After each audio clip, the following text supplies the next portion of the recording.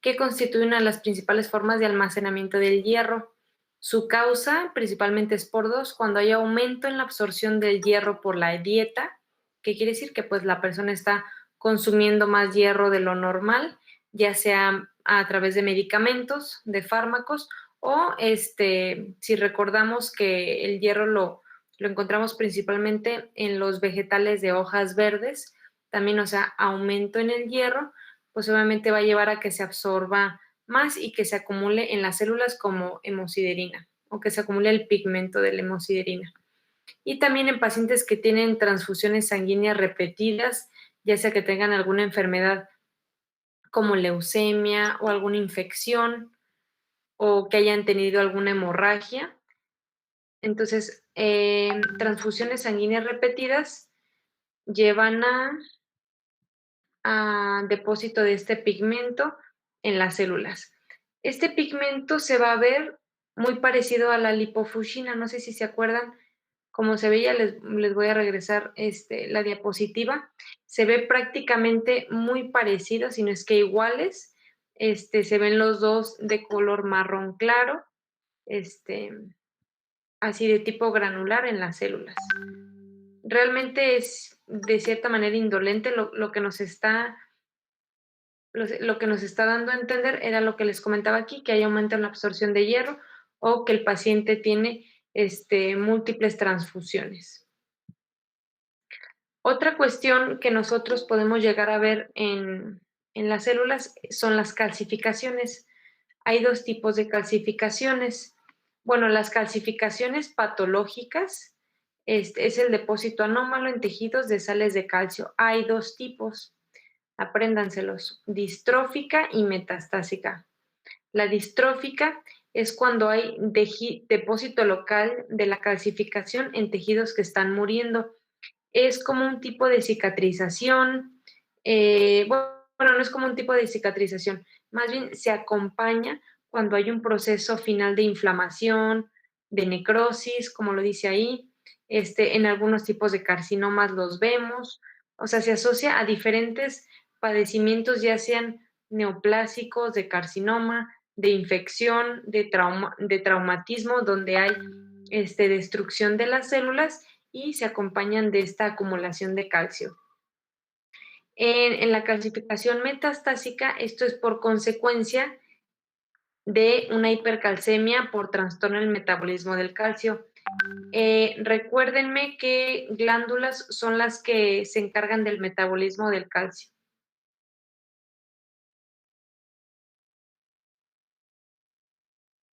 ¿O qué órganos? ¿Qué órganos regulan el metabolismo del calcio? A ver acá. Paratiroides, exacto, muy bien. La tiroides. La paratiroides, porque la tiroides se encarga de otra cosa. Ajá. Entonces, cuando hay alteraciones de la paratiroides, casi siempre se asocian a calcificaciones metastásicas. ¿Qué trastornos serían? Por ejemplo, un carcinoma de paratiroides, un adenoma de paratiroides. ¿Dónde están localizadas las paratiroides?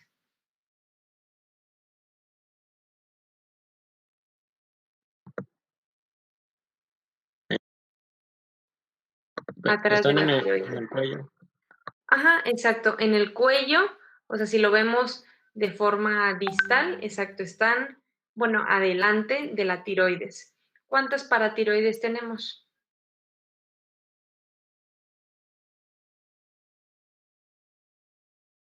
4. 2 superiores y 2 inferiores, 2 del lóbulo derecho y 2 del lóbulo izquierdo. Entonces, son unas glándulas que miden aproximadamente 3 por 3 milímetros. 3 por 3 milímetros, entonces son glándulas muy pequeñitas. ¿Y qué es lo que pasa en pacientes que les hacen resección de un lóbulo o de toda la tiroides? El cirujano tiene que cuidar no llevarse las paratiroides, porque ¿qué pasa si las extirpa o si las quita? Automáticamente el paciente va a presentar trastornos en el metabolismo del calcio, hipercalcemias o hipocalcemias. Entonces, es muy importante en pacientes que tienen cirugías a nivel cervical, que el cirujano cuide esto porque puede llegar a causar, aparte de alteraciones en el calcio, calcificaciones metastásicas. Ok, entonces ya dijimos que la calcificación distrófica, esta es la que principalmente nosotros vemos en el día a día, en tumores, ya sea benignos, malignos, infecciones, vemos casi diario, vemos calcificaciones. Entonces ya dijimos que se encuentra en áreas de necrosis y principalmente, y también en casos de aterosclerosis avanzada. A ver, ¿quién me recuerda qué es la aterosclerosis? Acumulación de grasa en las arterias, En la capa íntima de las arterias, muy bien. Entonces, en estadios avanzados, cuando se acumula demasiada grasa, esa acumulación pues llega a causar inflamación, llega a causar fibrosis y se pueden depositar también sales de calcio. Entonces, a largo plazo también se produce calcificaciones distróficas en las arterias. En válvulas cardíacas dañadas también se llegan a calcificar. Y nosotros, ¿cómo lo vamos a ver en la macroscopía? Cuando hacemos alguna autopsia y vemos las válvulas cardíacas, las calcificaciones se ven como un agregado fino de color blanquecino. Así es como se ve la calcificación. ¿Qué es esto? ¿Quién sabe qué es esto? la válvula. Es una válvula cardíaca. ¿Qué válvula es? ¿Podríamos saber qué válvula es? Tricúspide. Exacto, tricúspide, porque su mismo nombre lo dice. Tiene 3 valvas, 1, 2, 3. Entonces, esta es la válvula tricúspide. Todo esto que ven aquí de color amarillo claro no es normal. Todo esto es depósito de calcio y también puede ser de grasa, porque si se fijan, tiene un tono de color amarillo claro. Y recuerden que la grasa se ve de color amarillo claro. Entonces, la grasa y el calcio se pueden ver de forma macroscópica muy similar. Entonces nosotros le hacemos un estudio microscópico de esto y esto es lo que vamos a ver. El calcio es un material amorfo. ¿Qué quiere decir amorfo? Que no tiene forma, acelular, de color basófilo, morado. Entonces, esto que se ve aquí es calcio en la pared de una arteria. Esta es una arteria y aquí está el depósito de calcio. Todo esto que vemos aquí alrededor son huellas de hemorragia o eritrocitos extravasados. Y un ejemplo de donde nosotros vemos el calcio y que se acompaña de neoplasias en forma muy característica. Este es un carcinoma papilar de tiroides. Ya les había comentado que el carcinoma papilar de tiroides nosotros lo diagnosticamos por alteraciones en los núcleos. Bueno, tiene que tener papilas, en este caso tomé un foco específico del carcinoma. Los núcleos tienen una característica que tienen estas hendiduras o estas rayas aquí en medio del núcleo. Tienen el núcleo prominente y estos que ven aquí, estos cuerpos concéntricos es de que forman como un remolino o se ven redondos. Entonces, si se fijan, vean cómo se ve esta calcificación concéntrica, forma estos círculos. Este tipo de calcificación concéntrica tiene un nombre específico. ¿Quién sabe cómo se le llama este tipo de calcificación? Este tipo de calcificaciones o estas formas se le llaman cuerpos de Samoma. Se los voy a escribir aquí.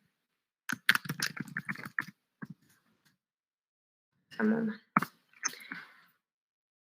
Este tipo de calcificación concéntrica se les llama cuerpos de Samoma. Vean cómo forma hasta como como florecitas.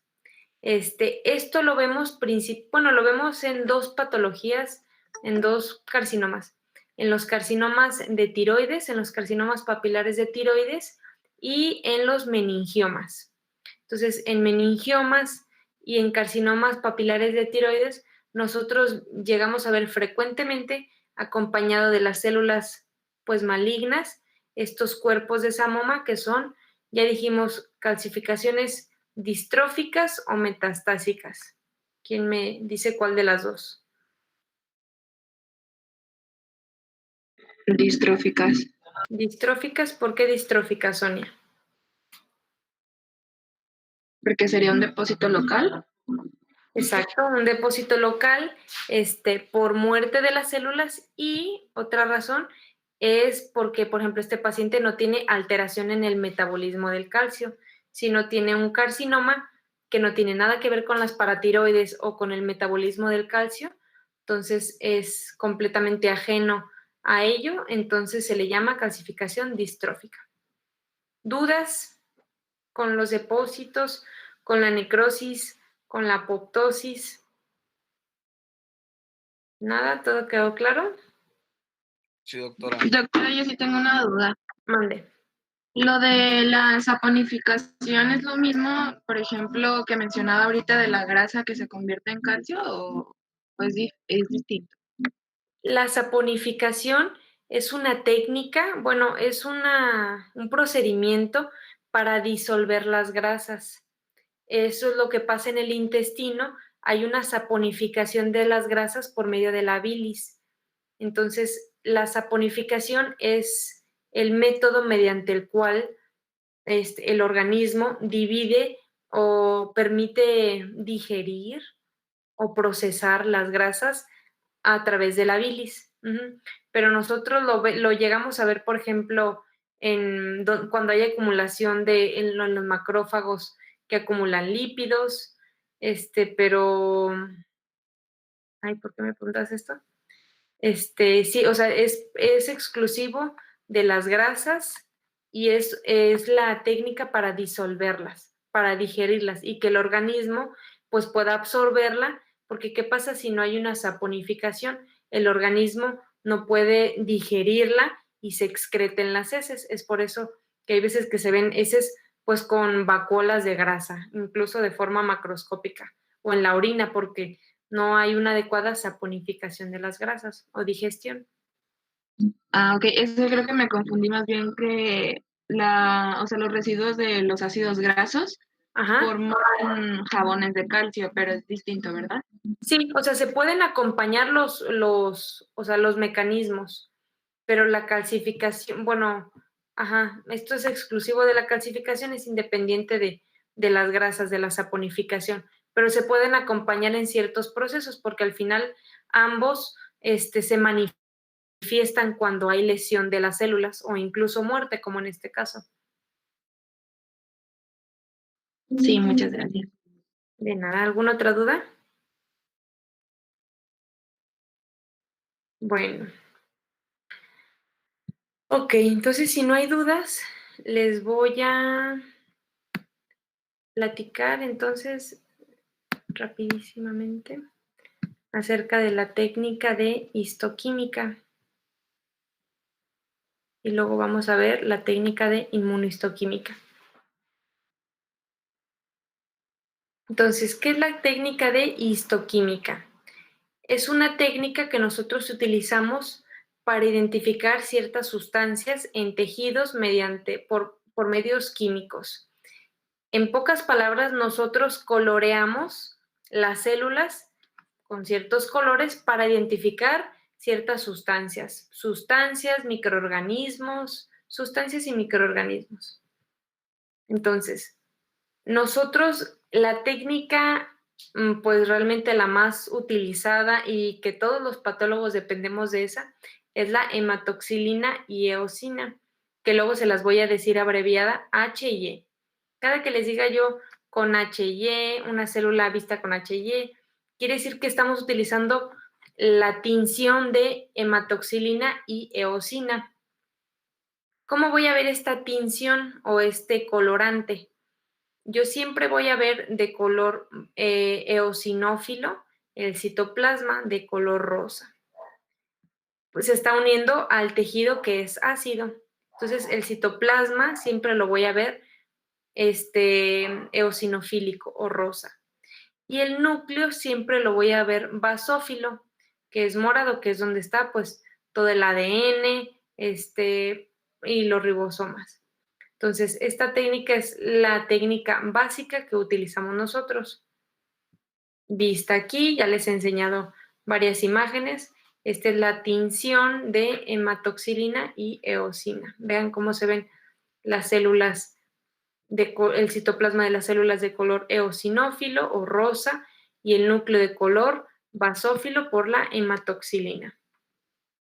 ¿Quién se puede aventurar a decirme si esto es benigno o maligno?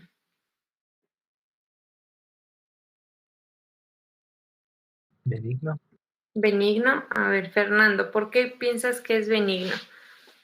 No importa, digo, realmente no los voy a calificar con esto, pero quiero Sí, saber.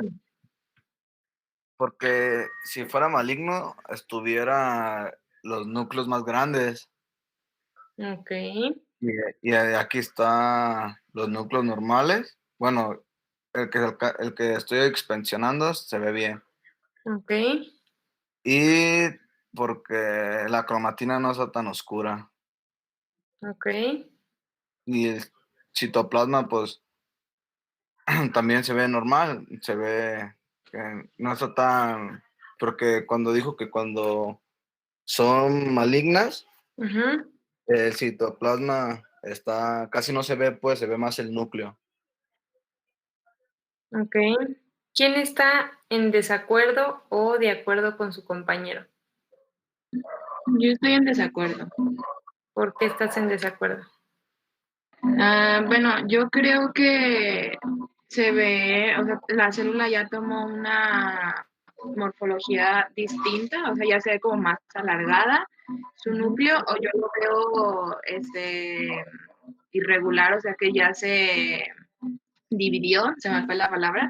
Ujú, sí. Lo veo también como, o sea, muchos, en este cúmulo, hay un cúmulo ahí de hipercromático, bueno, no tal cual específicamente en una célula, o sea, en varias células se ven así, y en otras, o sea, se ve que hay unas células de bajo grado y también otras de alto grado. Ok. Una tercera opinión. ¿Quién más dice yo creo que es benigno, maligno? Pues también la forma de su cromatina en algunos se ve como muy condensada y en algunos se ve como, ay, no recuerdo cómo lo había dicho, pero yo lo veo como en forma de puntos, así como ¿Te granulada. parece benigno o maligno? Ay, maestra, no recuerdo. No No importa. me quiero Digo, no aventurar. es un examen. Con lo que Pues, hemos platicado y con las imágenes que les he mostrado, tú dirías, bueno, creo que es maligno por esto, creo que es benigno por esto. Digo, no importa, aquí se pueden equivocar las veces que quieran. Digo, para eso pues estamos, para que maligno. aprendan. Yo digo que es maligno. Maligno, ok. ¿Alguien más? A ver, ahora sí voy a estar viendo los chats. Salma, ok, los núcleos irregulares. Salma, ¿te parece benigno o maligno esto? Doctora, yo, Mande. bueno, no sé si lo que creo que estoy viendo bien. Según yo, los núcleos están un poquito agrandados, ¿no? Ujú, Pues sí, irregulares, como han dicho mis compañeros. ok, muy bien. ¿Alguien más quiere opinar? Aquí, es importante luego que participen. Pues igual yo para darme una idea de si estamos, en la misma sintonía, qué les parecen estas células. Les digo, no importa que se equivoquen, no es un examen, no están diagnosticando este caso, pero sí es bueno el ejercicio. A ver acá, maligno, ok, luz, ujú, sí. Sí, a veces sí podemos llegar a matarlos del susto, no tanto de lo que tenga el paciente. Ok, entonces si ya nadie más quiere opinar de este caso, este es una neoplasia malignísima. ¿Por qué? Por todo lo que ya comentaron. Vamos a recapitular lo que se tienen que quedar grabado, digo, como ya les he platicado, aunque no sean patólogos, pero hay ciertas características que se tienen que quedar grabadas para que ustedes vean una imagen en el libro, van a participar en sesiones, van a ir a clases, van a estar en hospitales y en algún momento, espero que en varios momentos, les pongan imágenes pues de patología. Entonces, ustedes sepan reconocer si esto es benigno, maligno o entiendan el por qué. Ahí les van las características. Primero, si se fijan, ninguna célula se parece entre sí. Entonces, eso habla de que esto no es normal, porque recuerden cómo se ven el epitelio de la célula, el epitelio de cualquier órgano. Son células que se ven igualitas todas, o al menos el 90% de las células se parecen en el tamaño, en el núcleo, en la forma. Si se fijan, es un epitelio parejo. Aquí realmente no sabemos ni qué órgano es. ¿Por qué? Porque si se fijan, veo una célula. Ahora, esto es importante que se lleven de mensaje. ¿Cómo puedo decir que es una célula pequeña, mediana o grande? Porque también nosotros, al momento de describir los reportes, pues tenemos que decir qué tamaño de célula. Siempre lo comparamos con un linfocito. Los linfocitos los vamos a ver la próxima semana, son células inflamatorias. Por ejemplo, este es un linfocito. Vean el tamaño que tiene. Todo lo que sea igual a un linfocito es una célula pequeña. Y digo, no las vamos a medir. Ahí sí podemos utilizar pues reglas microscópicas, pero en este caso no es necesario que pongamos la medida de todas las células. Pero sí es importante decir si son células pequeñas, medianas o grandes. Entonces, si se fijan, la mayoría son células grandes, porque ¿cuántas se parecen a esta célula? Yo creo que 2 o 3. Entonces, son células grandes. Eso ya nos habla, primero dijimos, irregularidad entre ellas. Son células que están irregulares, son células grandes. Ahora, lo que comentabas, Fernando, es importante lo del citoplasma. Ahora son células alargadas. Otra forma de llamarles a las células alargadas, ¿qué quiere decir? Pues que tienen esta forma como de lápiz. Estas células también se les llaman células fusiformes o les llamamos, bueno, no células, pero se les llaman fusocelulares. Fuso quiere decir que tienen forma pues de uso, que están alargadas. Entonces, células fusiformes son células alargadas. Entonces, la mayoría de estas células son fusiformes. Ok, vamos a tomar esta, por ejemplo, esta célula fusiforme. Vean la cantidad tan escasa de citoplasma que tiene y vean el tamaño del núcleo. ¿Cuántas veces cabe el núcleo en este citoplasma? Una. Acuérdense que debe de caber 3 veces o más el núcleo adentro del citoplasma. Entonces, es un citoplasma escaso y es un núcleo muy grande. Y aunque tengo células grandes, esta es una célula anaplásica. Anaplásica quiere decir que perdió totalmente la forma. No tiene ni forma ni redonda ni fusiforme. Es una célula pleomórfica, también se le llama así, que tiene muchas formas, o célula anaplásica. Cuando nosotros decimos anaplasia o pleomorfismo, estamos hablando de que es una neoplasia muy agresiva, muy poco diferenciada. Vean cuántos núcleos tiene esta célula. 1, 2, 3, 4, 5, 6, 7. Hay células que tienen muchos núcleos y no por eso quiere decir que sea maligna, pero vean el tamaño de este núcleo con un núcleo pues relativamente pequeño. ¿Cuántas veces cabe este núcleo aquí? Pues no sé, yo creo que unas 30, 40 o 50. Entonces esta es una célula anaplásica con escaso citoplasma, hay irregularidad entre todas y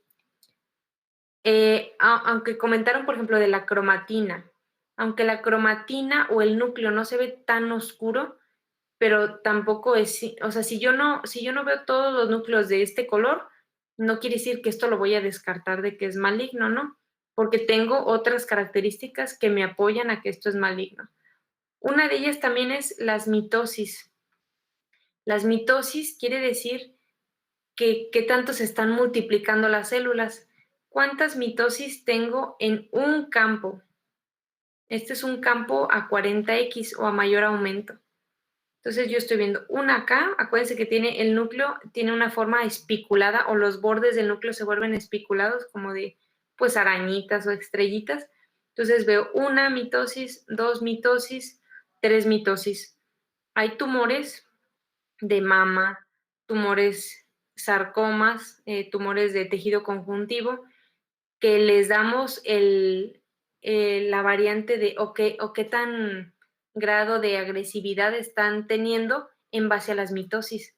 Entonces son muy importantes. Si aquí yo tengo 1, 2, 3 mitosis, imagínense cuántas voy a tener en el resto de la neoplasia.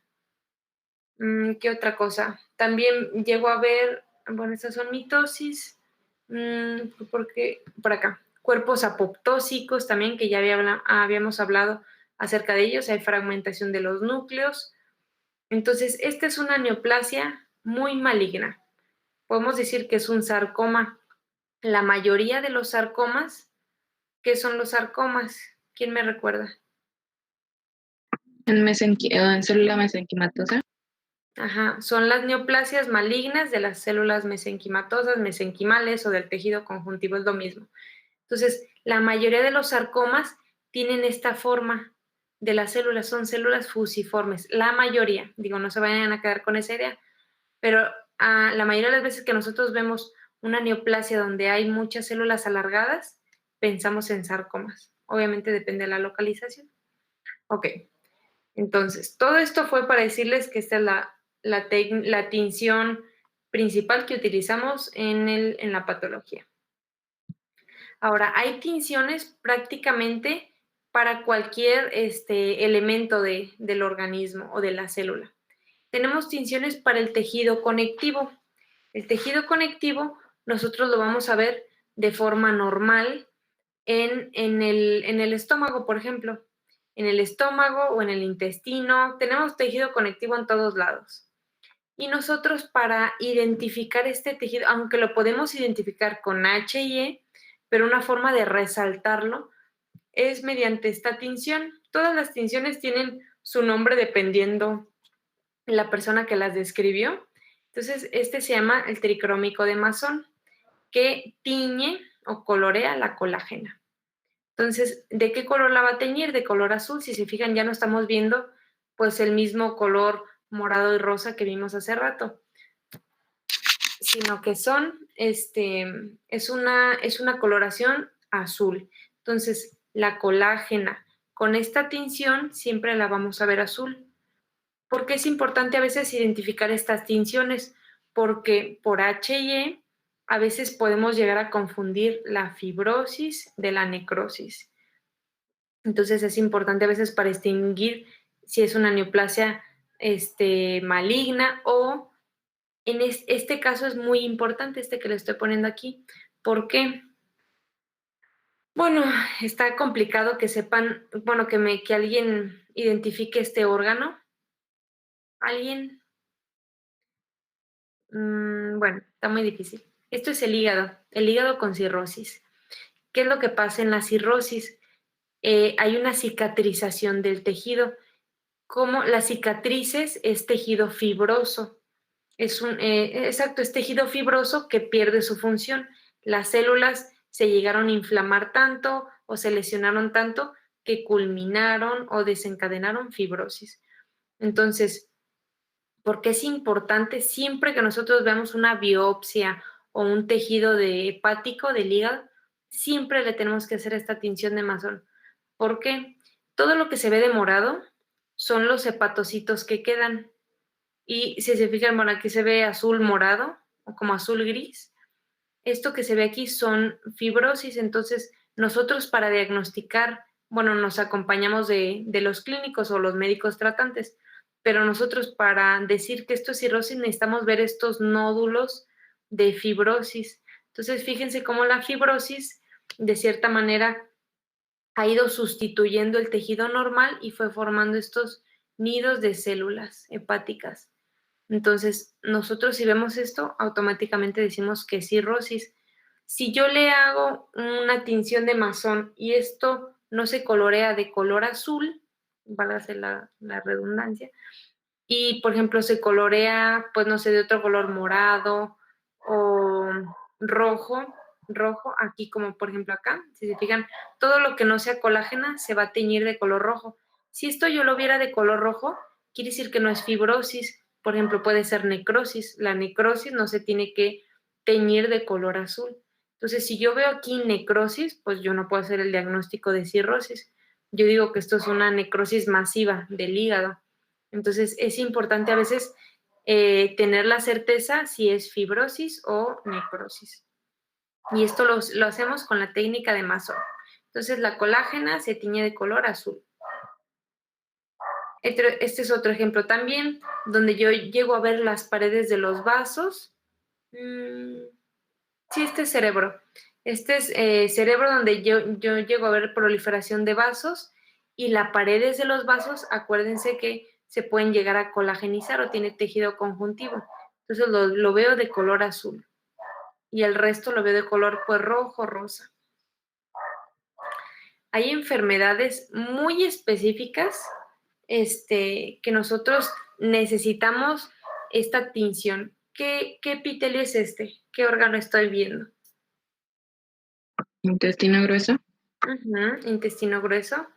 A diferencia del intestino delgado, acuérdense que el intestino grueso no tiene las vellosidades, unas prolongaciones del intestino, sino que más bien son criptas y se ve regular. O sea, se ve prácticamente ordenadito, ordenadas las glándulas. Entonces, esto es una colitis.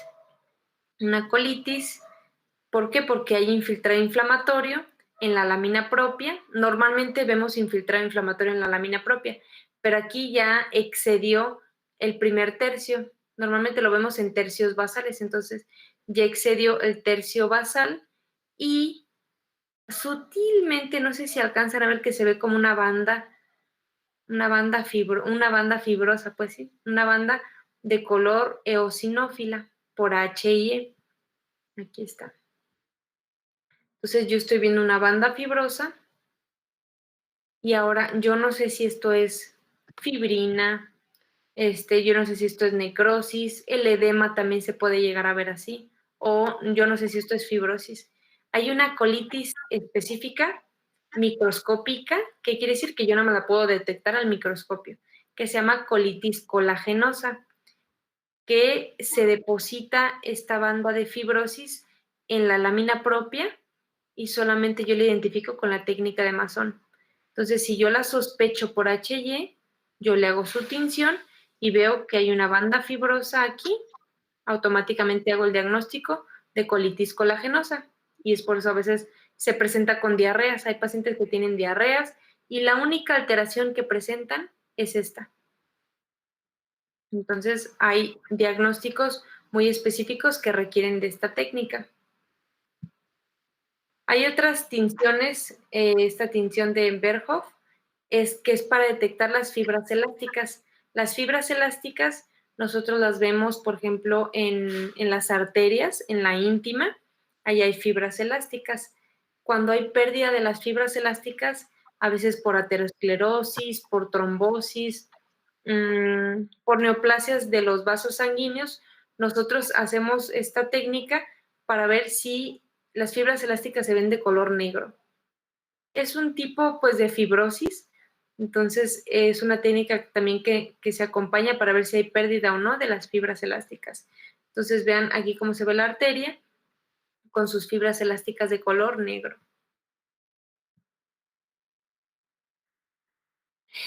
Hay una tinción que se llama de fibras reticulares o retículo. Este es el hígado. La verdad es que el hígado el hígado y el riñón son dos órganos que forzosamente necesitan tinciones especiales. Tinciones especiales, esta que les estoy mostrando, la tinción de Masson para ver la colágena, la tinción de fibras reticulares. ¿Por qué? Porque las fibras reticulares se pierden en pacientes que llegan a tener necrosis del hígado. Aquí están, esto es un hígado normal y así es como yo debo de ver las fibras reticulares. Entonces, si se fijan, vean cómo se ven estas trabéculas de hepatocitos y las fibras reticulares resaltan de color negro. Si yo tuviera necrosis de los hepatocitos, ¿qué hacen las fibras reticulares? Se colapsan. Yo vería como algo parecido así. Esta es la tríada porta, la tríada, y yo vería colapso de las fibras reticulares en casos de necrosis. Entonces, aquí yo corroboro de que las fibras reticulares prácticamente se ven normal. Otro ejemplo de cómo se ven las fibras reticulares de color negro. Tenemos otras que son menos utilizadas para pues, ver la lámina basal. Realmente esta les puedo decir que yo nunca la llegué a utilizar, o sea, sí existe, pero la lámina basal prácticamente con la técnica de HY nosotros la detectamos y no es necesario hacer algo extra. ¿Ok? Esta sí la utilizamos bastante. Esta tinción se llama de Gomori o de Grocott, casi siempre la llamamos Grocott, que utiliza sales de plata. Esta tinción tiñe o colorea de color negro la lámina basal. Esta tinción prácticamente es indispensable y a veces incluso más importante que el HIE en la nefropatología o en la patología del riñón. Este es un glomérulo. El glomérulo, realmente son como cosas muy específicas de diagnosticar y a veces si nosotros vemos espículas o nosotros vemos engrosamiento de la lámina basal, podemos hacer ciertos diagnósticos nada más con esta tinción. Entonces, esta tinción nos ayuda a ver, pues, si hay alteraciones en el grosor de la lámina basal. Vean aquí cómo se ve delgada, aquí cómo se ve un poquito más gruesa, o incluso si hay pérdida de la lámina basal, o si ya hubo una proliferación de células que distendió la misma. Entonces, esta es muy importante para delimitar la lámina basal de los glomérulos. Les digo, prácticamente a veces se utiliza más que la HY. Tenemos otra tinción que ya les había platicado de esta, que es el ácido periódico de Schiff, o que la abreviamos como PAS, que tiñe el glucógeno. Entonces, el glucógeno, nosotros lo vamos a ver, el depósito de glucógeno, y también hay depósitos de otros pues materiales, ya sean endógenos de la célula, y nosotros lo vamos a ver de color eosinófilo. Entonces, este es depósito de glucógeno en el glomérulo también. Nosotros siempre que estudiemos un glomérulo por causas no neoplásicas, ¿qué quiere decir? No hay un tumor en el riñón, pero yo tengo alguna alteración. Siempre utilizamos la técnica de HY, el Grocott, que es este de aquí, Grocott, PAS y Mason para ver la fibrosis. Entonces, estas técnicas siempre se utilizan cuando se estudia el glomérulo o el riñón. Hay tinciones específicas para carbohidratos, mucinas y glucógenos. Las mucinas, que un sinónimo pues es el moco, que son los mucopolisacáridos, glucosaminoglucanos, mucosubstancias, glucoconjugados, todo, cada que yo les diga mucinas, mucopolisacáridos, a todo esto nos referimos. Hay diferentes tipos de mucinas, no me voy a meter a esto específico, esto léanlo con más detenimiento, les subí las diapositivas, pero, por ejemplo, nosotros utilizamos, a veces tenemos que distinguir si son mucinas cialomucinas o mucinas neutras. Ahí les va un ejemplo. Estas mucinas, bueno, la técnica de PAS también nos ayuda a teñir las mucinas en este epitelio. No se alcanza a ver muy bien, pero bueno, esta es una vellosidad intestinal. Esta es una vellosidad intestinal que, si se fijan, hay mucinas en la superficie, porque las células, ¿qué tipo de células hay en el intestino? Aparte de células, bueno, que el epitelio, aparte de reabsorber los nutrientes, también secreta mucinas o secreta moco. ¿Para qué? Pues para formar las heces fecales y ayudar en la digestión. Otro ejemplo también sería en el endocérvix. El endocérvix, acuérdense que es un epitelio cilíndrico ciliado mucoproductor. Entonces, esta mucina, vean cómo se tiñe, pues de color como magenta o morado. Ok, estas mucinas o este acúmulo de mucinas también lo llegamos a ver en alteraciones de la piel. Este es el epitelio plano estratificado, queratinizado, y llega a ver a veces depósito de mucina, que por H&E esto se puede ver de color rosa, pero si yo le hago una tinción de paz, puedo ver que aquí hay depósito de mucinas. Esto principalmente se ve en enfermedades pues dermatológicas muy específicas o hereditarias donde se acumula la mucina. ¿Ok? La técnica de paz también nos ayuda a ver las glándulas gástricas, que son mucinas neutras. Otra tinción que nosotros utilizamos para ver las mucinas es el azul alciano. Y así como nosotros podemos detectar la mucina con el PAS, el azul alciano, acá tengo esta. Las células caliciformes, que son células propias, ya dijimos, del intestino, normalmente no debe de haber ni en el esófago ni en el estómago, se tiñen con la tinción de azul alciano. Y también encontramos células mucoproductoras con PAS, pero normalmente en el estómago y en el esófago, nosotros no debemos de encontrar cialomucinas, que son estas vacuolas de mucina que se tiñen con azul alciano. Aquí otro ejemplo de cómo podemos teñir los dos tipos de mucina que tenemos con la técnica de PAS y azul alciano. Esto, por ejemplo, es una biopsia de ¿qué órgano? Intestino delgado. No, Grueso. no, ¿Del estómago? el estómago, muy bien. Este es el estómago. A ver, Sebastián, ¿tú qué contestaste? Ujú. ¿En qué parte del estómago estoy? Te voy a dar dos opciones, ¿en el cuerpo o en el antro? ¿Hay forma de saberlo o no? Y, ¿O te da igual? pues, ay, no sé. No recuerdo, maestra. Está bien, ¿en qué parte del estómago estoy? Es cuerpo, ¿En ¿no? el antro? Es antro, ¿no? En el A antro, ver, ¿no? Antro. Luz, ¿tú qué dijiste? Cuerpo. ¿Por qué cuerpo? Pues yo me imaginé por esas como invaginaciones que tiene en la parte superior de la imagen. Ok, a ver, ¿quién dijo antro?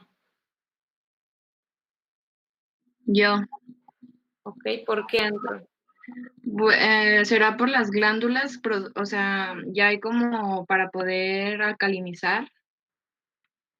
Ok. Hay muchas características para separar el cuerpo y el antro. Esto es el antro. Primero, estas son las foviolas. Las foviolas en el antro se ven más alargadas. Están más alargadas. Y en el cuerpo se ven pequeñas, se ven más cortas. Entonces, aquí veo las foviolas alargadas y a nivel, pues, de la lámina, bueno, del estroma o a veces le llamamos el corion, que es lo que está abajo de la lámina basal, veo este tipo de glándulas. Ahora, ¿qué no tienen estas glándulas que sí tengo en el cuerpo? Veo las glándulas o las células oxínticas, son exclusivas del cuerpo. Del cuerpo o de la curvatura menor y mayor, yo no las veo en el antro. Entonces, las células oxínticas, si recuerdan, son células que se ven muy rosas, entonces muy eosinófilas. Entonces, todas estas son glándulas mucoproductoras y yo veo las foviolas alargadas y veo las glándulas mucoproductoras. Entonces, yo automáticamente digo, yo estoy en el antro gástrico. ¿Qué es lo que estoy viendo aquí de anormal? Yo le hice una tinción con azul alciano y estoy viendo estas células caliciformes. ¿Aquí debe de haber células caliciformes? No. ¿Cómo se le llama a este cambio? Ya lo hemos visto. Metaplasia. Esto es un tipo de metaplasia intestinal. ¿Por qué? Porque células del intestino, las estoy viendo en el estómago, entonces hay una transformación del epitelio gástrico. ¿Por qué? Principalmente la metaplasia se asocia a infección por Helicobacter pylori. Entonces, infección aquí, ¿qué quiere decir? Que el organismo está teniendo lesiones o una alteración, en este caso infecciosa, y se trata de defender o trata de cambiar su epitelio para poder, sí son mecanismos de defensa. Entonces, este tipo de metaplasia intestinal yo lo puedo ver con HY, o sea, sí es fácil de verlo, porque si se fijan, son células aisladas.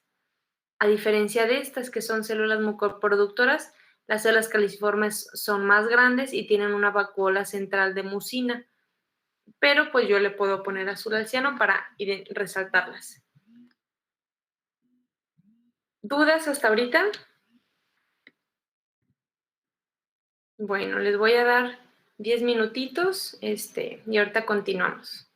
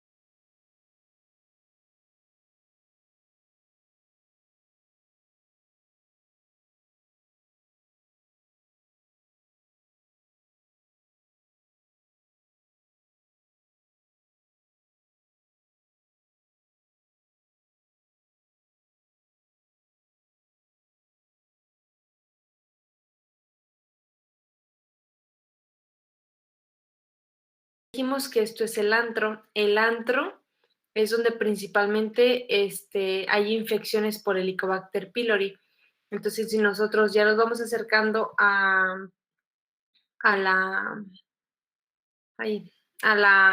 píloro, entonces ya empezamos a ver más células caliciformes porque pues ya nos vamos acercando a la región intestinal, que sería esta imagen. Entonces vemos células caliciformes teñidas de color azul. Hay ocasiones donde nosotros podemos combinar las técnicas. Por ejemplo, podemos combinar azul al ciano y paz y vemos tanto mucinas neutras y cialomucinas de color azul y de color rosa. Bueno, magenta. Es lo mismo, una técnica de azul al ciano con diaminoférrica, que es una forma de ver depósitos de hierro, alternando con células caliciformes. Hay otra tinción para detectar mucinas que se llama musicarmín de Mayer, que se ven de color pues rosa y contrasta el resto del epitelio o el resto de las células de color amarillo o verde. Okay.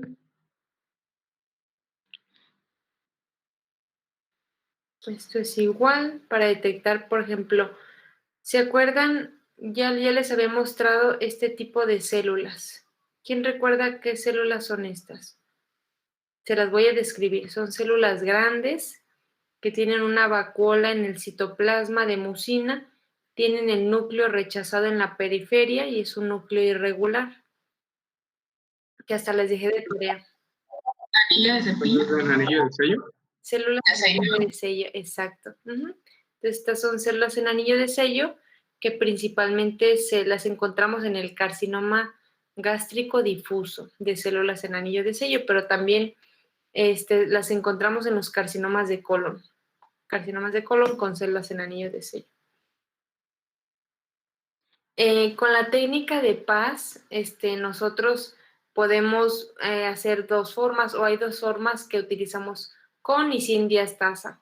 Esto es solo aplicar la enzima diastasa o no. Esto sí nos ayuda a veces en el diagnóstico de ciertas inclusiones intranucleares de glucógeno. Ok, una forma de ver el glucógeno, al principio en clases anteriores hablamos que puede haber depósito intracelular de glucógeno, por ejemplo, en enfermedades hereditarias donde había una alteración en el metabolismo del mismo. Entonces, si se está acumulando el glucógeno por ejemplo, ya les voy a decir qué músculo es este. Estas son células de músculo estriado. Entonces vean el abundante citoplasma que tienen y el núcleo en la periferia. Y si se fijan, se ve el citoplasma muy eosinófilo, muy rosa. Esto es porque algunas células tienen mayor cantidad de glucógeno que otras. Estos son células neoplásicas, que también llegan a tener acúmulo de glucógeno, y una forma de identificarlo es mediante PAS, que realmente no lo hacemos. El PAS nos ayuda para intencionadamente buscar ciertos acúmulos de glucógeno, pero una vez que tenemos una neoplasia maligna, pues no vamos a buscar glucógeno. Ok, esto es parte de lo mismo. Tenemos tinciones también para lípidos. Una de ellas es el rojo oleoso. Y si se fijan en las células que acumulan lípidos, se ve de color rojo, como le dice su nombre. Entonces el rojo oleoso tiñe de color rojo los lípidos. Aquí vemos otros ejemplos, es tejido adiposo, y aquí vemos estos adipocitos. Principalmente lo podemos ver, por ejemplo, bueno, no en los liposarcomas, sí se puede llegar a ver. Adipocito, muy bien. Entonces los adipocitos, pero también lo podemos hacer los macrófagos que fagocitan vacuolas de lípidos, pero si nosotros podemos ver todos estos depósitos con H y E, no es necesario que le hagamos estas tinciones, pero es importante que las conozcan. Tinciones para ácidos nucleicos. Estas son ya más específicas que realmente no se hacen en la vida cotidiana. Es para ver la cromatina en el núcleo. Ok, verde metilpironina también para resaltar de color pues morado el ARN. Tinciones para pigmentos y minerales. El hierro, por ejemplo, nosotros lo teñimos con la técnica se llama de Peirce o reacción de azul de Prusia, se le llama. Esto es, si se fijan, todas estas bolitas de color azul oscuro, esto del hierro depositado. Esta enfermedad, este es el hígado, esta enfermedad donde hay exceso de depósito de hierro, se le llama hemocromatosis. Entonces, una forma de diagnosticar, bueno, principalmente también se sospecha de forma clínica, pero nosotros corroboramos que en los hepatocitos hay acúmulo de hierro, es mediante esta técnica especial. Ahora, ¿recuerdan que, por ejemplo, ayer que les platiqué del caso del melanoma metastásico, que nosotros utilizamos inmunomarcadores? No es lo mismo que esto, son cosas totalmente diferentes. Estas son tinciones o colorantes que yo le aplico a la célula. La otra forma, la inmunohistoquímica, es por medio de antígeno anticuerpo, o son marcadores. Y estos son colorantes. Entonces, hay un tipo de colorante que se llama fontanamazón que me permite ver la melanina. Hay veces, como les dije, que las células melánicas o los melanocitos no producen tanto pigmento, entonces a veces llegamos a ver su citoplasma eosinófilo o rosita normal. Pero con esta técnica, con esta tinción, yo puedo resaltar este pigmento de color negro. Esta tinción de Boncosa, así se llama, resalta el calcio de color negro.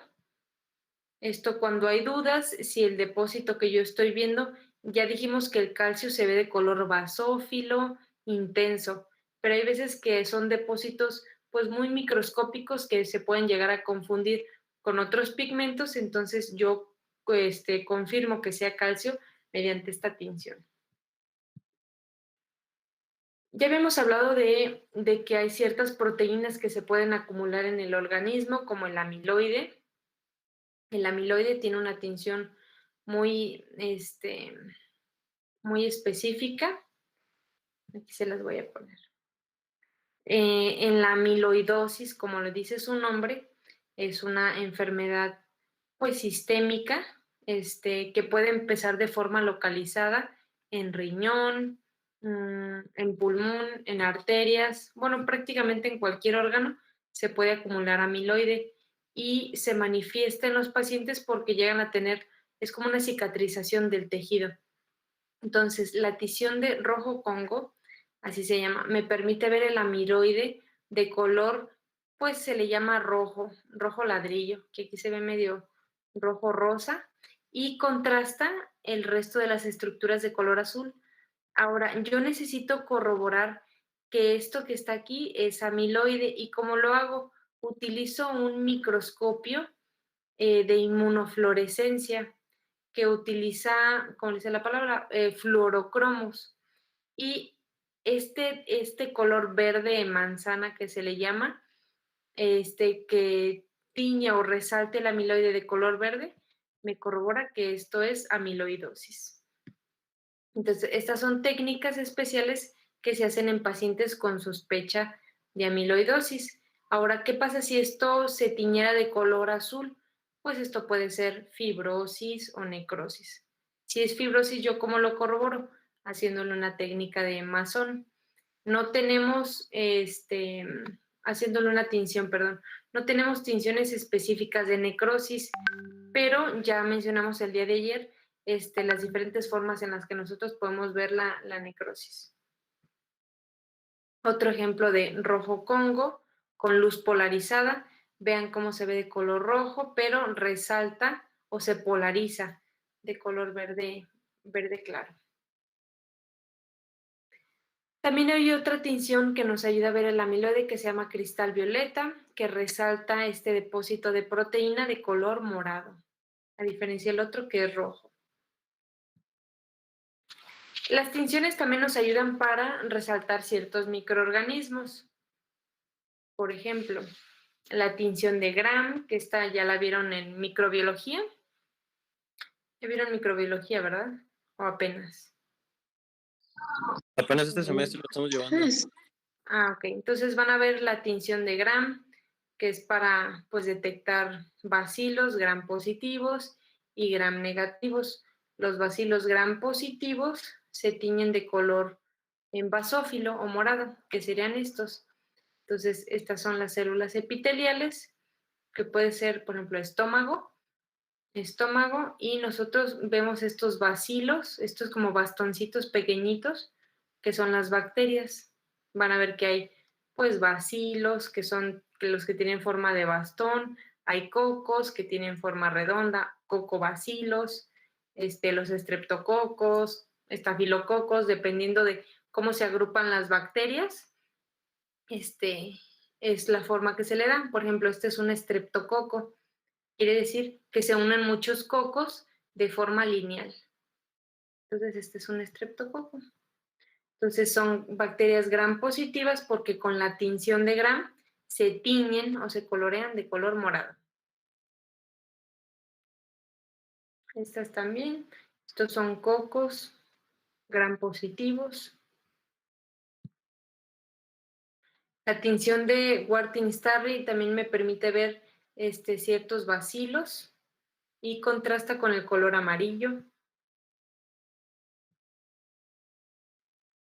Aquí vemos estas bacterias que tienen forma de espiroquetas. Estas son espiroquetas, que si se fijan tienen una forma como de, pues,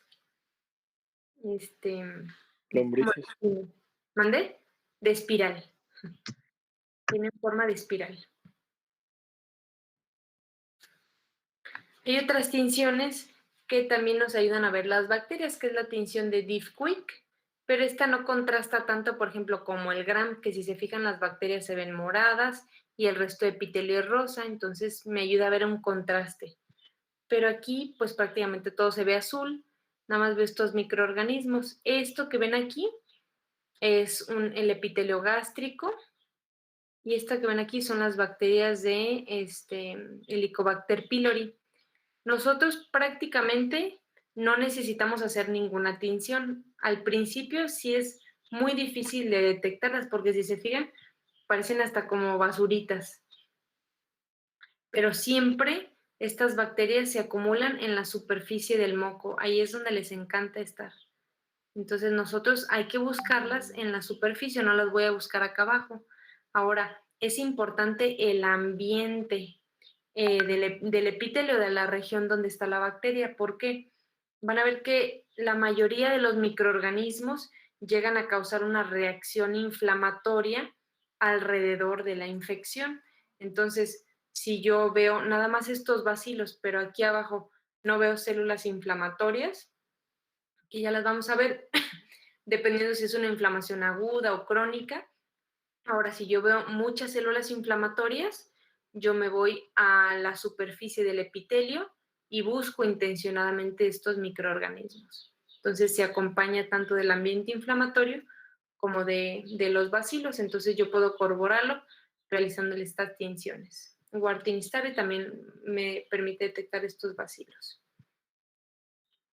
Una que utilizamos bastante es la técnica de Ziehl-Neelsen. Esta técnica me permite detectar micobacterias. ¿Quién sabe qué enfermedad causa? Pues una bacteria la más importante en este caso. Hay muchas micobacterias, pero hay una muy importante. ¿Cuál? ¿La tuberculosis? Exacto. Como su mismo nombre lo dice, la bacteria se llama Mycobacterium tuberculosis.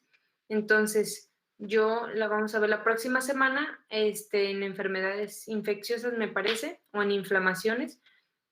La inflamación asociada a micobacterias es una enfermedad granulomatosa que forma granulomas. Pero yo con esta técnica de Ziehl-Neelsen, los bacilos se tiñen de color, pues rojo, debería de ser rojo, aquí se ve morado, pero son bacilos que se tiñen de color rojo. Ahora, hay veces que yo los veo adentro de los macrófagos. Recuerden que los macrófagos se encargan de fagocitar, ya sea elementos que ya no sirven, como células muertas o fragmentación de las células, pero también trata de fagocitar a los microorganismos que están dañando el organismo. Entonces, la técnica del Ziehl-Neelsen nos ayuda a detectar micobacterias.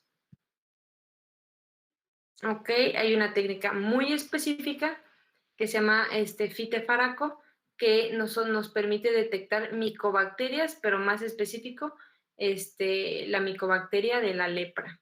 Entonces, se ve prácticamente igual que la otra, pero esta es específica en detectar todos estos puntitos rojos que ven aquí, son todas esas bacterias, o las micobacterias, que prácticamente, pues, la lepra, yo creo que, o sea, no está, o sea, todavía hay casos, pero son muy poquitos. Bueno, yo la verdad nunca vi un caso de lepra hasta el momento. Ya dijimos que para las bacterias utilizamos Gram y también utilizamos la técnica de Grocott. La técnica de Grocott ya les había mencionado acá atrás, que es una metenamina de plata que nos ayuda a ver la membrana basal de la lámina basal o la membrana basal de los glomérulos o de cualquier epitelio. Pero también nos ayuda a ver hifas y bacterias, hongos y bacterias. Ya dijimos que Fitefaraco es para bacterias. Ok. Dos técnicas que yo utilizo casi siempre para buscar microorganismos es la técnica de Paz. Ya dijimos que nos ayuda a ver el glucógeno, pero también microorganismos. Y Grocott, nos ayuda a ver hifas. Todo esto que ven aquí de color morado intenso o magenta, y acá de color negro son los microorganismos. Y esto que vemos alrededor es la inflamación. Todo esto que ven aquí son polimorfonucleares, incluso formando abscesos o microabscesos. ¿Qué quiere decir? Que ya se juntaron pues en grupos y ya forman estos microabscesos circundando las bacterias. Y acá, estas que ven aquí son hifas. Cuando vemos patología infecciosa les voy a enseñar con mayor detalle las hifas. Entonces son estructuras alargadas, septadas, que se tiñen de color negro y contrastan, vean, con las células que no son los microorganismos de color verde. Muy bien, esa se ve muy bonita. Con la tinción de Paz podemos ver, cuando ven microbiología o ahora que van a ver microbiología, van a ver que los hongos, principalmente alguno de ellos, en este caso esto que estamos viendo aquí es cándida, hongos de cándida, son hifas. Hifas es una estructura alargada. Entonces son estructuras alargadas, septadas, ¿qué quiere decir? Pues que tienen como un puente y se acompañan de levaduras. Levaduras, pues es la forma de reproducción o las esporas que se ven, son estructuras nodulares. Entonces vean cómo resaltan estas estructuras porque tienen glucógeno o tienen exacto carbohidratos, o sea, tienen carbohidratos en su estructura, entonces resaltan de color magenta con el Paz. Entonces hay veces que sí las tenemos que teñir porque se pueden confundir con fibrina, con fibrosis, incluso con contaminantes que no tienen carbohidratos, a diferencia de estos microorganismos. Estas también son hongos. Estos son hongos, aspergilosis y estos de acá, es cándida. Este de aquí, ahí se me fue el nombre, empieza con M, ahorita me voy a acordar. Son un tipo de hongos que se fijan, se ven un poquito más gorditos, no están septados. Nosotros prácticamente no podemos hacer el diagnóstico de qué tipo de hongo es, quién es el que hace el diagnóstico de la especie de hongo. ¿Quién se imaginan? O sea, yo lo único que veo aquí son formas. O sea, veo formas, la morfología, la estructura, ya sea de microorganismos, de células, pero yo no estoy tratando como tal con... El del laboratorio, ¿no? Ajá, pero ¿qué laboratorio? ¿Por qué laboratorio químico? De micro, ¿no? ¿Cuál? El de micro. Ajá. Los microbiólogos, o en este caso los micólogos, todo lo que tenga que ver con micosis tiene que ver con hongos. Los micólogos son los que se encargan de estudiar los hongos. Es que me estoy tratando de acordar el nombre de este hongo, pero se me fue. Son los que cultivan, por ejemplo, esta puede ser, normalmente este hongo se da en cavidades nasales, respiratorias, y se asocia a diabetes. Ay, ahorita me voy a acordar. Entonces, yo puedo ver la forma, que si se fijan es muy diferente esta. Estas son hifas delgadas, septadas, y estas de acá son hifas pues un poquito más gorditas, no están septadas, y el ángulo es a 90 grados, casi siempre de todas es a 90 grados. Entonces, yo puedo sugerir o puedo decir en mi informe, infección, micótica compatible o sospechosa de tal hongo, pero yo nunca voy a poder confirmar el hongo porque solo sé el microbiólogo o el micólogo por medio de un cultivo, porque ellos ven pues la forma del hongo tal cual.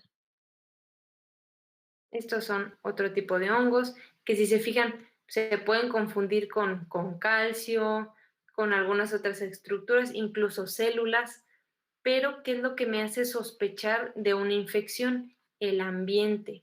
Entonces yo siempre cuando voy a estudiar una biopsia tengo que ver qué elementos hay alrededor, inflamación, necrosis, fibrosis, para darme una idea y para buscar intencionadamente infecciones.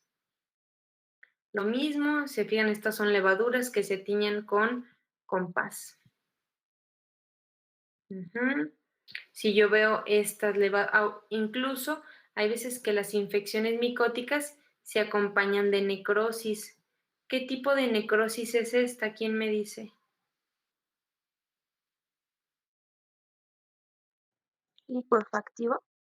Ujú, exacto, es la necrosis licuefactiva, que recuerden que se mantiene como que la estructura de las células, o se alcanzan a ver fantasmas de células, que también se le llama así. Entonces quiere decir que aquí hubo células, pero ya se necrosaron. ¿Por qué? Por la infección, o sea, hay infecciones también muy agresivas. Ahorita si hay oportunidad les voy a presentar una autopsia de una, de un paciente que falleció por un hongo muy agresivo. Ok, entonces son hongos que se resaltan con la técnica de Paz. ¿Qué órganos? Maestra, ¿no tiene imágenes de una bacteria de Guillain de Barrett? Guillain-Barré. Guillain-Barré, ajá, exacto, así. Prácticamente Guillain-Barré no es por bacterias. O sea, el Guillain-Barré es una enfermedad que se asocia, no, más bien no se asocia, o sea, una de sus causas puede ser por infecciones, pero no, o sea, te puedo decir que se asocia al Clostridium. Entonces, más bien es buscar bacterias de Clostridium, pero no es una causa específica de Guillain-Barré. O sea, se asocia a infecciones gastrointestinales, incluso infecciones respiratorias, pero no existe, creo yo, hasta la fecha, la bacteria de Guillain-Barré. Doctora, Bueno. le puse una pregunta que escuché por allí. ¿Esa la asociaban con la influenza? ¿Sí es cierto? Sí, bueno, de hecho, o sea, el padecimiento, la enfermedad de Guillain-Barré se asocia a infecciones, o sea, infecciones virales, infecciones por bacterias, o sea, se ha visto cierta asociación, pero no podemos decir que la enfermedad es causada por eso. Por ejemplo, la tuberculosis. La tuberculosis es causada por la bacteria Mycobacterium tuberculosis, eso sí estamos seguros, pero Guillain-Barré se ha asociado a múltiples cosas, incluso a estrés, a depresión del sistema inmune por diversas causas, pero sí se ha visto su asociación con infecciones, pero no es específico. O sea, no podemos decir que la etiología de Guillain-Barré es por infecciones. Se ha asociado, pero no se ha visto a ciencia cierta. ¿Sí? Bueno, ¿qué órgano es este?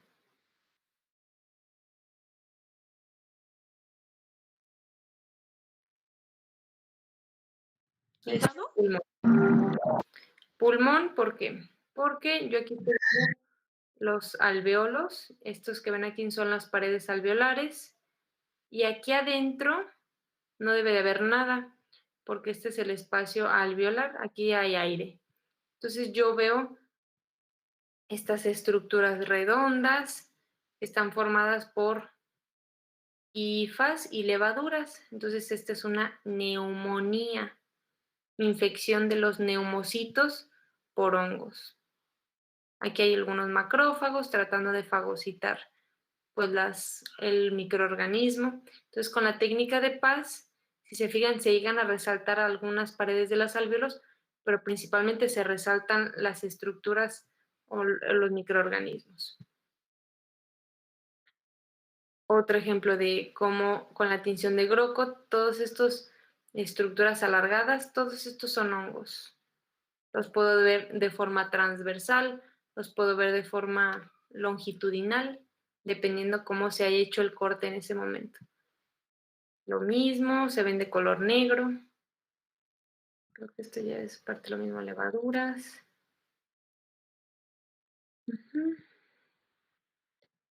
Incluso hay algunos hongos, por ejemplo, el criptococos, la criptococosis, son hongos productores de mucinas.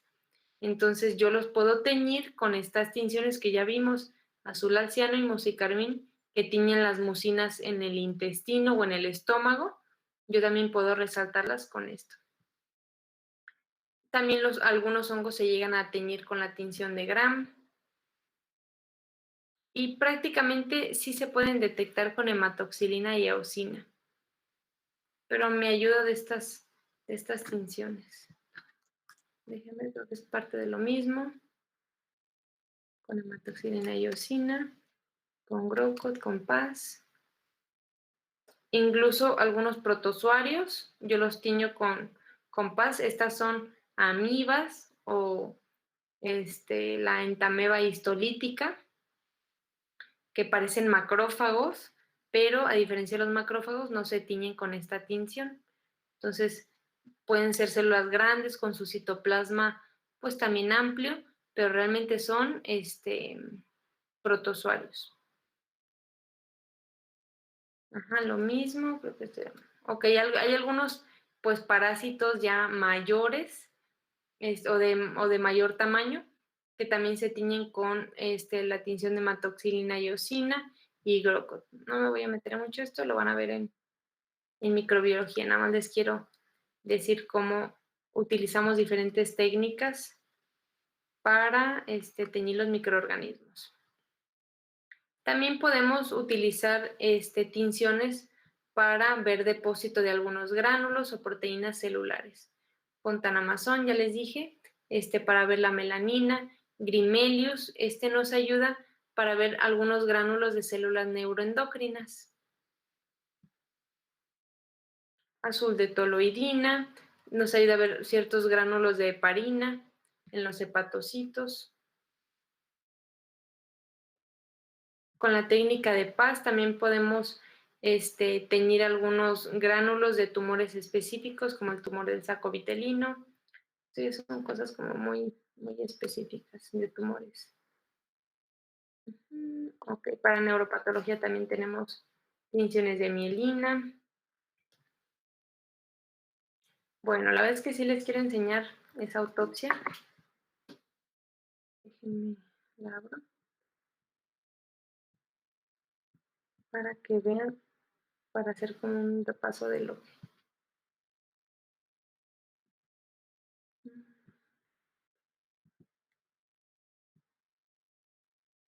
¿Dudas hasta ahorita de algo?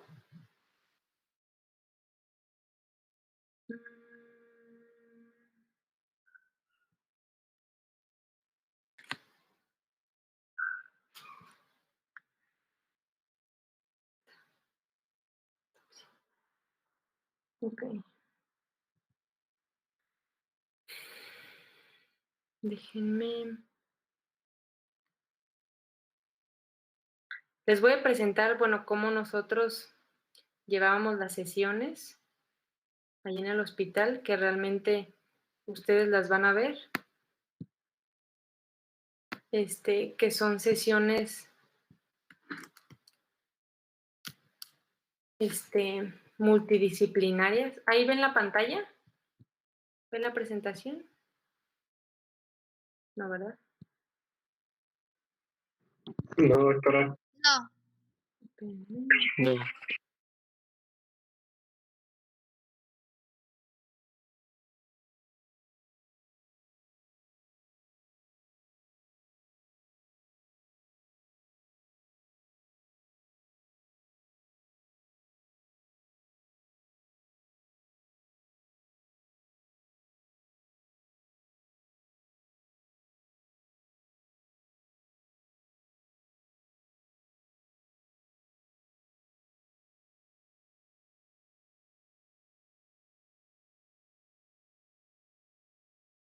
¿Se salió la maestra?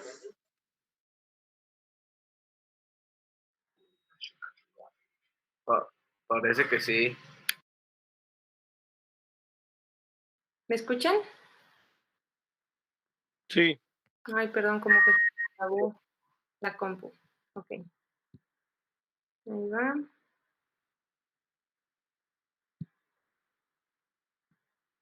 Bueno, les voy a presentar esta. ¿Ven ahí la pantalla? ¿La presentación? Sí, Miss. Ok. Bueno, esta presentación, yo participé en la autopsia de este caso que realmente pues fue muy trágico para el paciente. La ficha de identificación. Les voy a platicar así prácticamente cómo nos llegó. Okay. Sí hay. Y ya no se ve. ¿No? Se vio por un segundo y luego no. Okay. Espérenme, déjenme cierro. Es que tengo muchas pantallas abiertas.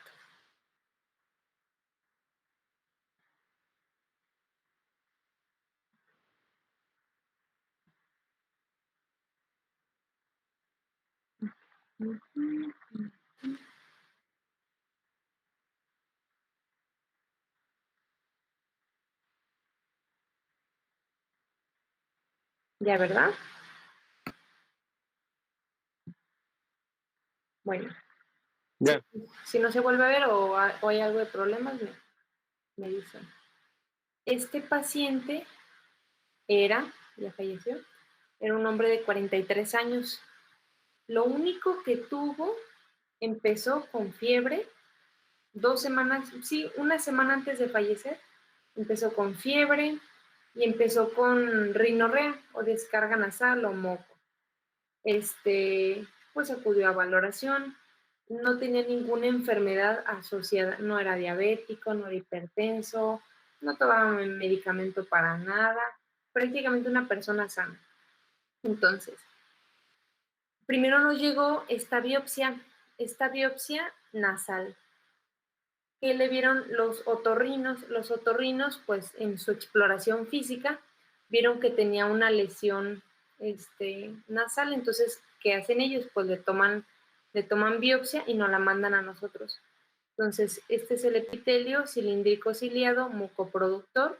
Aquí vemos estas glándulas y veo que hay pues este material aquí en la periferia. Esta es una vista panorámica. A mayor aumento, vean cómo se observa aquí el epitelio. Esto que ven aquí es necrosis. Digo, ahorita ya lo puedo decir porque le hicimos tinciones, ahorita se las voy a mostrar. Vean cómo se ve la necrosis. Y esta de aquí son cúmulos de hifas o de hongos.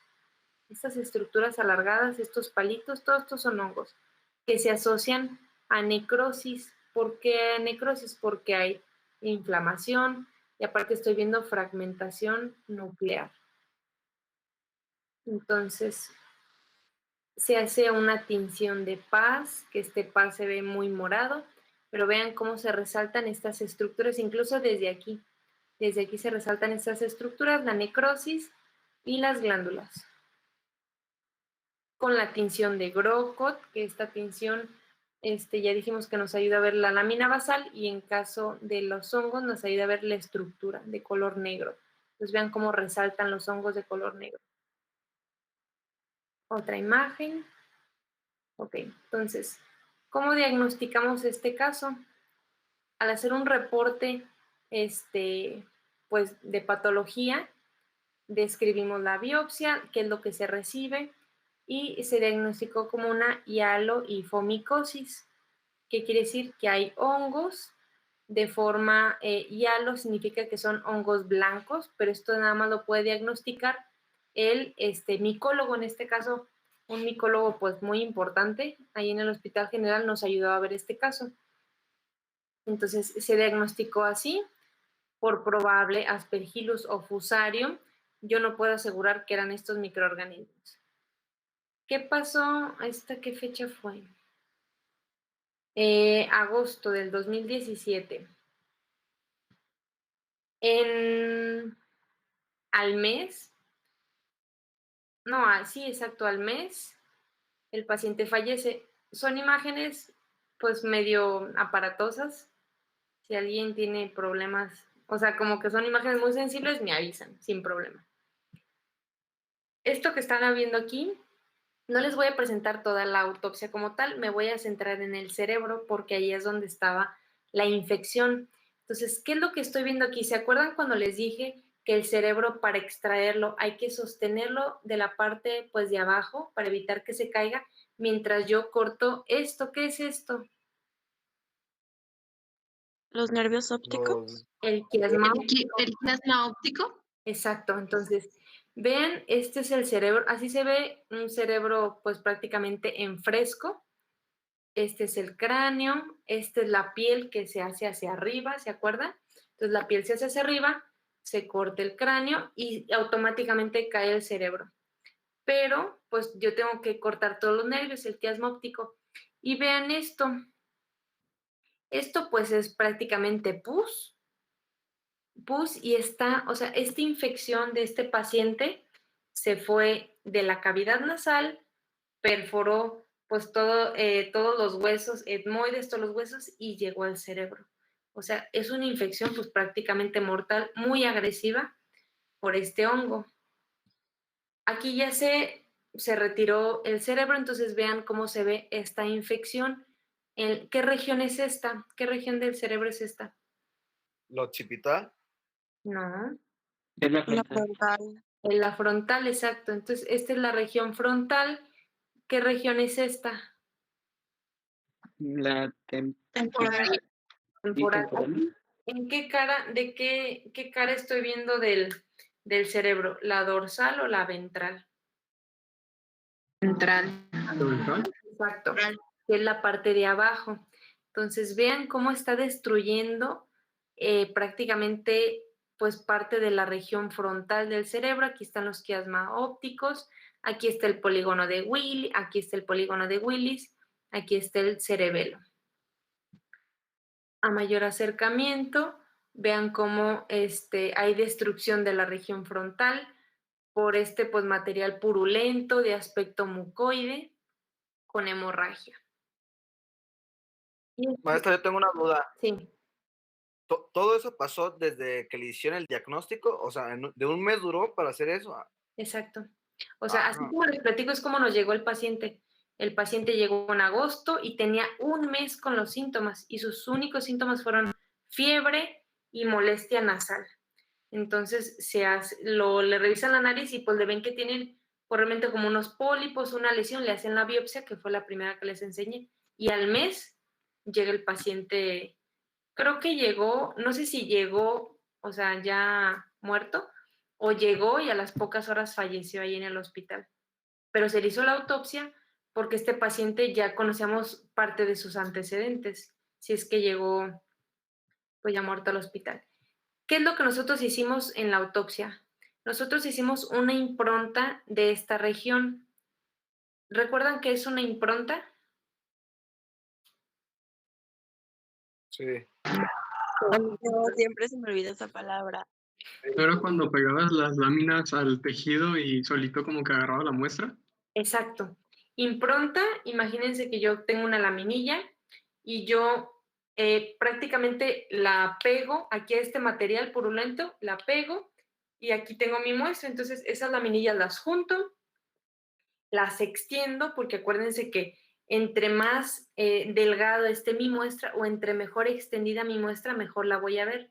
Porque si yo nada más la pego y pues están las plastas de tejido y así la tiño, pues no voy a tener una adecuada apreciación del detalle. Entonces yo hago una impronta, es nada más pegar la laminilla al tejido que yo voy a evaluar o a la muestra, la extiendo y después de que la extiendo, ¿qué es lo primero que tengo que hacer? Fijar. ¿Fijarla en qué? ¿En qué medio se fija la citología o las improntas? ¿En alcohol o en el formol? En alcohol. En alcohol, muy bien. Entonces yo tengo la impronta de esta región. Así es como quedó la base del cráneo. Vean, prácticamente se destruyó esta región del hueso por la infección. Y así es como yo veo mi impronta. La impronta yo la puedo teñir con PAS, con Grocot. Esto es una citología. Acuérdense que en las citologías yo estoy viendo las células o los microorganismos regados. Yo no estoy viendo la estructura del edificio, sino veo los cimientos. Entonces vean cómo se ven estas estructuras nodulares que están formadas por todos estos hifas o estos hongos. Y a mayor aumento, vean aquí se ve la hifa y se acompaña de detritus celulares. Detritus celulares dijimos que era cuando se fragmentan los núcleos o se despedazan por tanta infección. Con la tinción de Grocod, me encanta cómo se ven así como que el contraste de estructuras. Vean qué bien se ven estas hifas, son hifas alargadas, delgadas y septadas. Ahora, estas hifas tienen una característica, que tienen un extremo, que así lo refieren los micólogos, en raqueta, o sea, termina como en raqueta o termina de forma nodular. El cerebro que les mostré era un cerebro en fresco, directamente de la autopsia. Este es un cerebro fijado con formol. Entonces vean cómo cambia el color, pero pues obviamente ayuda para que se preserve el tejido y hacerle todos los estudios. Vean a mayor aumento cómo se ve esta destrucción tan aparatosa del tejido. Y después yo hago mis cortes.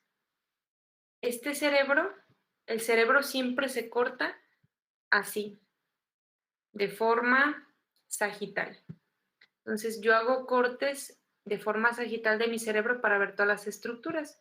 Entonces, estos son los lóbulos frontales. Vean cómo aquí se ve la materia gris y la sustancia gris y la sustancia blanca. ¿En dónde están las neuronas? ¿En la sustancia gris o en la sustancia blanca? En la sustancia blanca y los cuerpos en la sustancia gris. En la sustancia, ajá, exacto, el cuerpo, las neuronas en la sustancia gris y los axones en la sustancia blanca. Entonces, vean aquí cómo hay destrucción de la región pues, oftálmica de los lóbulos frontales. Esto es un orden de región frontal exacto, de región frontal a occipital. Vean cómo esta destrucción abarca lóbulos frontales. Y este es ¿cómo le llamamos a esto? Esto es un montaje de cómo, hagan de cuenta que yo hice un corte de esta área y así lo veo. Así es como se ve en la laminilla. Esto es un aumento mayor, o sea, esto es un aumento mayor de la laminilla, entonces así se ve el montaje. Y a mayor detalle, vean cómo se ven estas regiones nodulares. Desde aquí puedo ver que hay muchos polimorfonucleares, necrosis, fragmentación de los núcleos. Y empiezo a ver estas estructuras que se ven transparentes.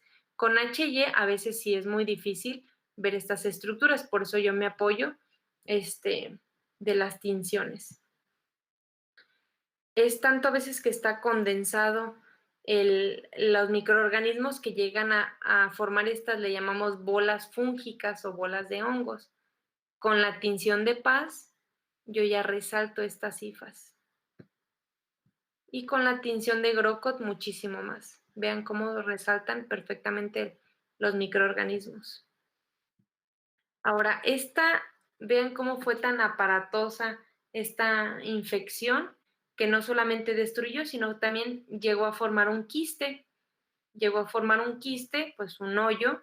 Esto ya estamos hablando de los lóbulos, pues sí, parietales, parte del parietal, y parece que, no, los temporales no los tocó, parietales. Doctora, Mande. una pregunta. Usted hace rato comentó que el paciente llegó aparentemente sano. Ahora que veo eso, ¿no llegó con algo motriz, algo así que viera diferente en su actitud o aptitud? No sé. Fíjate que los únicos signos y síntomas a nivel neurológico que presentó, me parece que fue dolor de cabeza nada más. O sea, realmente fue un caso muy peculiar porque también, o sea, por eso les digo que son importantes las autopsias, porque si no hubiéramos hecho la autopsia, no hubiéramos visto todo el daño del microorganismo y cómo realmente fueron muy poco el cuadro clínico jamás hubiéramos sospechado de toda la destrucción que estaba causando esta infección. Entonces, prácticamente no tenía ningún síntoma neurológico, como dices, alteración de la motricidad, del habla, o sea, alguna alteración neurológica, por tanta destrucción, o sea, prácticamente no tenía nada. O sea, son casos, les digo, que no están relatados en los libros, que ven en la práctica y que se salen de lo cotidiano. Esta inflamación, esto lo vamos a ver la próxima semana, se acompañaba de estas células gigantes multinucleadas. Así se le llaman a este tipo de células. También llegamos a ver algunos macrófagos vaculados y algo también que hicimos vimos qué tanto estaba invadiendo qué otras estructuras. Esto pues yo creo que todos lo reconocen, ¿verdad? ¿Alguien no reconoce esto? No, ¿verdad? Ok. Yo no lo recuerdo. Ah, sí, el ojo, ¿no? El ojo. Entonces, este paciente, digo, la infección, obviamente, pues todos los componentes faciales se llegan a comunicar, entonces la vía nasal, o sea, no solamente afectó vía nasal, cerebro, sino que también afectó de forma, pues, superior el techo del globo ocular. Entonces, este es el ojo, el globo ocular. ¿Qué es esto? ¿La córnea? No. La córnea está aquí, así. Esta es la córnea, de hecho. Este es el cristalino. Entonces, este es el cristalino. Aquí está la córnea. Este es la esclera. Este material que está aquí adentro es el humor vítreo. Y esto que sale de aquí, ¿qué es? El nervio óptico. Exacto. Entonces, vean, todo esto que ven aquí arriba es la infección. Entonces, la infección estaba atravesando la nariz, se fue al cerebro y se fue a los tejidos blandos perioculares alrededor del ojo. No llegó pues a destruir o a invadir el globo ocular, pero sí estaba afectando de forma periférica. Entonces, esto le hicimos su montaje. Vean qué bonito se ve. Con la tinción de paz, yo lo mismo, hagan de cuenta que sí, le hicimos un corte a esto y lo teñimos de paz y con Grocod. Entonces, este es el nervio óptico, pues por aquí anda el cristalino, porque prácticamente es difícil mantenerlo en la misma posición, pero está dentro en el humor vítreo, la esclera, y aquí empezamos a ver la infección. Nos acercamos. Esto que ven aquí es la retina. Son las 9 capas de la retina que se van a prender. Y si se fijan, pasó la esclera y acá empiezo a ver la infección. O sea, estaba a punto de atravesar la esclera o romperla e introducirse al globo ocular. Entonces, esto es lo mismo, las mismas cifras que ya les mostré, que se tiñen con paz y con Grocod. Este es el ojo del otro lado que prácticamente no estaba afectado. Los pulmones. ¿Se acuerdan que les comenté que la mayoría, si no es que el 99.9% de las personas en la Ciudad de México tienen ¿qué es esto? Estos puntitos negros. Carbón. Exacto. Carbón. ¿Cómo se le llama? Antracosis. Entonces, todo esto es antracosis en los pulmones. Entonces, la tráquea, los bronquios. Entonces, prácticamente los pulmones, creo que no estaban afectados. Esta es una vista panorámica de los alvéolos. Veo aquí que hay infiltrado inflamatorio. Todo esto es neumonía, todos estos son polimorfonucleares, pero esto me parece que sí estuvo intubado, ya me acordé. Creo que llegó, lo intubaron, o sea, le dieron antibióticos intravenosos, obviamente, como ya había una sospecha, más bien ya había un diagnóstico de que este paciente tenía una infección, entonces se les dio antibiótico de amplio espectro para tratar de disminuirla. Entonces, esta infección de alguna manera se diseminaron las células inflamatorias, pero no había en el pulmón el microorganismo. ¿Qué órgano es este? Parece como un triangulito. Son órganos bilaterales, pequeñitos, les puedo decir que miden 2.5 por 1 centímetro. Son las glándulas suprarrenales. Exacto. Entonces llegamos a ver aquí en las glándulas suprarrenales, creo que no había, nada más tenía adrenalitis, que le llamamos, o infección de las glándulas suprarrenales, pero no había hongos. Entonces, nosotros cuando terminamos de hacer toda la autopsia, como ya vieron, o sea, todo este proceso, o sea, hacemos en 1 hora la autopsia, pero todo lo que implica estudiar todos los órganos, hacerle tinciones especiales, todo esto, pues aproximadamente tarda 2 semanas. Entonces, al final, nosotros tenemos que, pues, darle un diagnóstico al médico tratante para saber de qué murió su paciente y sobre todo a la familia. Yo creo que son los que deberían de interesarse más por esto, porque al final, pues, es su familiar y saber si son algo infeccioso, si es algo contagioso o incluso algo maligno que se puede heredar a futuras generaciones. Entonces, este caso salió como una hialoifomicosis de senos paranasales con extensión a órbitas, con erosión de la lámina cribosa y formación de absceso en lóbulos frontales, bronconeumonía bilateral y necrosis hemorrágica bilateral de las glándulas suprarrenales. Entonces van a decir, bueno, pues no traen muchos diagnósticos para todo lo aparatoso que fue, pero vean cómo un microorganismo que realmente era una variante rara, que incluso le hicimos PCR o estudios moleculares al hongo, porque era una variante de un hongo que se llama Aspergillus, muy agresiva, que se ve pues realmente en pocas ocasiones y nunca, o sea, no pudimos encontrar otro caso similar a este. Me parece que este caso se publicó en artículo. El micólogo lo publicó. ¿Por qué? Porque son casos raros que sirven pues para ayudar a detectarlos y a saber que no todas las enfermedades van a haber, aunque pues nos aprendamos los signos y síntomas, todas las enfermedades pueden tener sus variantes y como pues ya saben, la medicina no es exacta. Entonces voy a tratar de mostrarles así casos pues interesantes que yo vi que de alguna manera se relacionan a lo que estamos viendo. ¿Alguna duda? ¿Comentarios?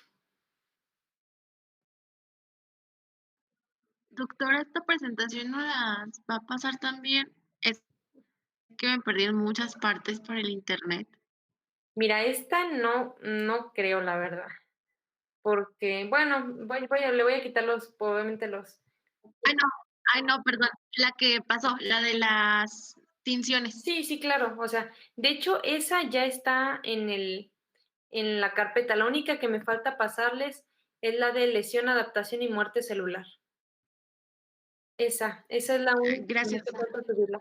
Pero creo que ya están todas las que les he pasado. Incluso si no encuentran una, me dicen y la subo. A ver, entonces déjenme les paso lista rápida. Vinicio. Espera, presente. Déjenme abrir aquí el chat por si hay alguien que me contesta por aquí.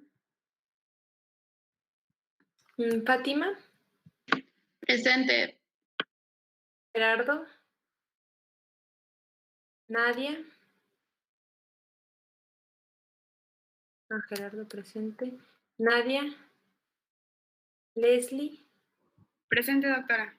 Cristina. Nadia presente. Presente. Enia.